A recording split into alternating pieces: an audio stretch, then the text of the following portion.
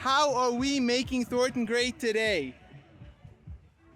Jan, how do you feel about all these trans people around children? Darush Namazi has spent the past month following Thornton's mayor at city events, pretending to be her biggest supporter, dressed in a MAGA hat with Jan Coleman's picture on his T-shirt.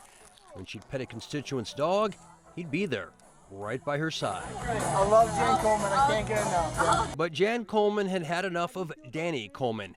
She obtained a temporary protection order calling Namazi's political act more than satire, but actual harassment. I've been not sleeping, I've been not eating, I've been trying to just do my job as the mayor, but also my job as a mom. Now she's relieved because this evening an Adams County judge made the protection order permanent.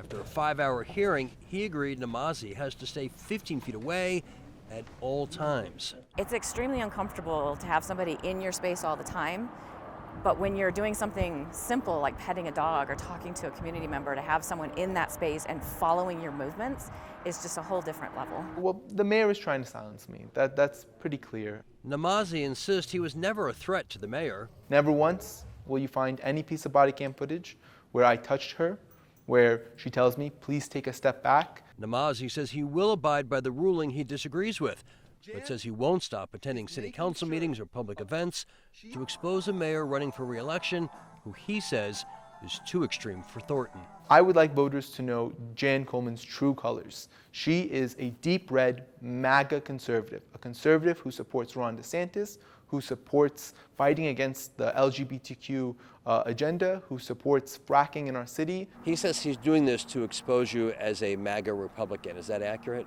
It's not accurate at all. In fact, I lost a campaign last year because I wasn't far enough to the right.